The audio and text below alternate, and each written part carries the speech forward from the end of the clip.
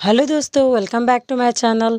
आज इस वीडियो में हम विपथ गमन यानी विचलन के बारे में जानेंगे। वैसे साधारणतः विचलन को अनुरूपता के विपरीत हम मान सकते हैं, लेकिन सभी मानव समाज में व्यवहार के कुछ निश्चित प्रतिमान होते हैं और सामाजिक मापदंड भी होते हैं। तो इन सामाजिक प्रतिमानों और मानदंडों के विपरीत आचरण करने को ही हम सामान्यतः विचलन मान सकते हैं। लेकिन इसे और स्पष्ट तरीके से हम समझने के लिए इसके अर्थ, परिभाषा और इसकी विशेषता को समझेंगे। जैसे पहले इसकी अर्थ और परिभाषा को हम समझेंगे समाजशास्त्रियों द्वारा। जैसे पहले समाजशास्त्री हैं जॉनसन्स, ये लिखते हैं कि विपथगामी व्यवहार केवल ऐसा व्यवहार नहीं है जिसमें किसी मानदंड का उल्लंघन होता है। यह ऐसा व्यवहार है जो उस मानदंड का उल्लंघन करता है जिसकी ओर कर्ता उस समय विमुख हो या जानबूझकर किया गया हो।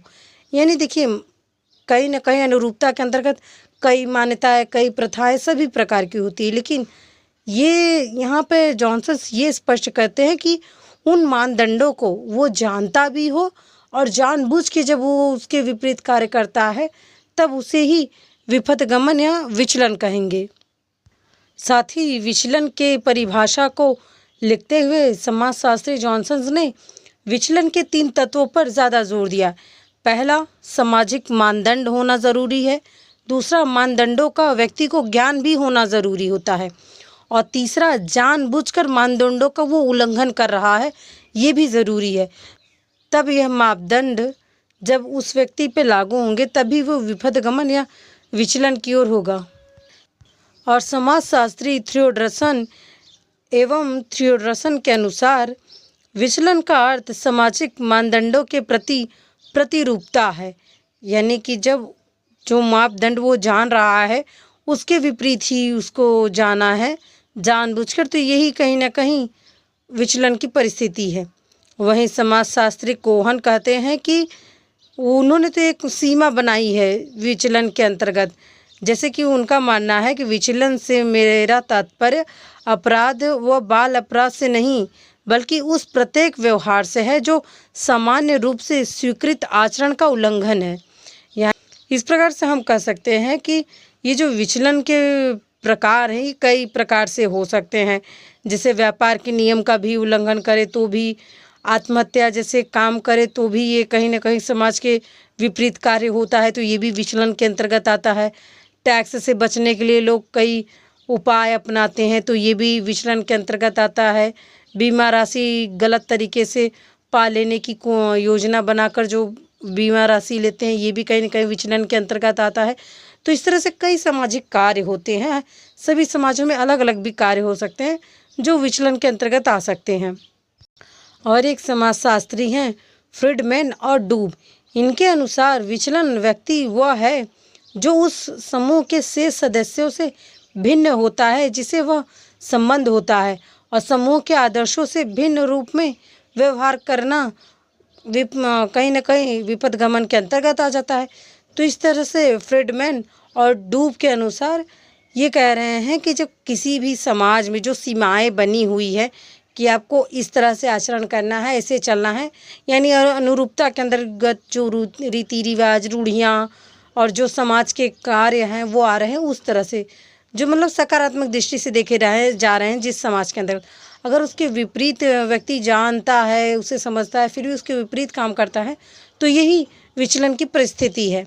अब इस तरह से हम और स्पष्ट समझने के लिए अब विचलन की विशेषता को समझेंगे, जिसमें पहला है विचलन सामाजिक मानदंडों से बहुत अधिक दूर हटता है। यानी कि देखिए, अब ये नहीं है कि घर में को आपने मापदंड बनाया कि आपने बिस्कुट रख दिया, चॉकलेट रख दिया, बच्चा चोरी करके खा रहा है, तो ये विचलन परिस्थिति के अंदर नहीं आएगा क्योंकि आपके परिवार में विचलन। लेकिन हाँ, अगर बच्चा किसी प्रकार से आपके घर में सोना, काफ़ी हद तक ज़्यादा मात्रा में पैसे, मतलब मोटी रकम हो, वो पैसे कहीं ना कहीं आपके घर से लेके जा रहा है, बाहर खर्च कर रहा है, तो ये कहीं ना कहीं विचलन की प्रक्रिया होगी। और वहीं दूसरे में बताते हैं समाजशास्त्री कारण कि विचलन व्यक्तिगत और सामाजिक दोनों स्तर पर हो सकता है। देखिए, एक व्यक्ति जब सामाजिक मानदंडों के विपरीत आचरण करता है तो वह व्यक्तिगत विचलन होता है, लेकिन यदि उसका व्यवहार संपूर्ण समूह या समुदाय द्वारा किया जाए तो वह सामाजिक स्तर का विचलन हो सकता है।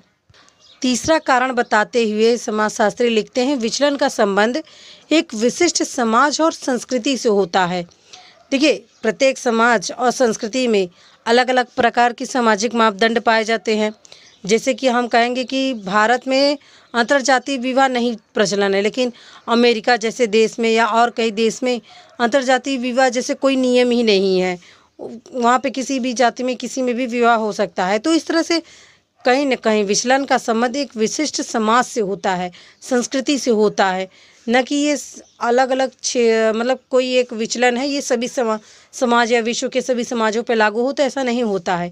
ये सभी संस्कृति और समाज को लेके चलता है, तो ये अलग-अलग समाज के अलग-अलग क्षेत्र के अलग-अलग लोगों में अलग-अलग अपनी-अपनी विचलन परिस्थितियाँ होती हैं। और चौथी कारण बताते हुए समाजशास्त्री लिखते हैं कि विचलन नियंत्रण को जन्म देता है। और सही बात है, विचलन के कारण समाज में समस्याएं पैदा होती हैं, तो समाज व्यवस्था को खतरा उत्पन्न हो जाता है। व्यवहारों को रोकने के लिए प्रत्येक समाज नियंत्रण की व्यवस्था कहीं न कहीं बनाती है, और इसमें पुलिस, जेल, न्यायालय आदि इस सभी के द्वारा उस पर नियंत्रण रखा जाता है। सामाजिक परिवर्तन और विचलन को समझेंगे कि दोनों में क्या अंतर है और कित हद तक दोनों में अंतर होता है। जैसे कि सामाजिक परिवर्तन व सामाजिक विचलन का घनिष्ठ संबंध होता है, क्योंकि कहीं न कहीं समाज में कभी-कभार विचलन की परिस्थितियाँ ही सामाजिक परिवर्तन का कारण बनती हैं। जैसे कि आजकल समाज में ले सकते हैं कि अंतर्जातीय विवाह जो है वो धीरे-धीरे ख़त्म हो रहे हैं भारत में। तो ये कहीं न कहीं सामाजिक परिवर्तन का कारण बन रहा है। जब समाज के स्वीकृत मूल्यों और मान्यताओं में परिवर्तन आता है, तब विचलन देखा जा सकता है। ये एक प्रकार का कहीं न कहीं संक्रमण काल होता है किसी भी समाज का, जिसमें मूल्य, विश्वास और मान्यताएं जो उनकी स्थिति है वो धीरे-धीरे कहीं न कहीं ढहने लगती है। जैसे उदाहरण के लिए इसमें दिया गया है कि प्राचीन समय में बाल अपराध, सती प्रथा, विधवा पुनर्विवाह निषेध, ये सभी कहीं न कहीं अपराध नहीं माने जाते थे।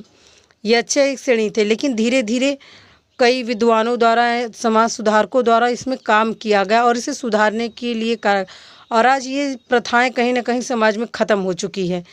तो पहले तो ये कहीं न कहीं विचलन की परिस्थिति थी उस समाज के लिए, और इसे कहीं न कहीं विचलन के रूप में देखा जाता था, लेकिन आज ये समाज के लिए सही माना जा रहा है। तो इस तरह से सामाजिक परिवर्तन कहीं न कहीं विचलन की परिस्थिति से होके चलता है। तो इन दोनों का एक दूसरे से बड़ा निकटतम का संबंध होता है। लेकिन अगर हम देखें जैसे चोरी, हत्या, बलात्कार, लूट-पाट, ये सब क्या है, विचलन की परिस्थिति है, ये व्यवहारिक है।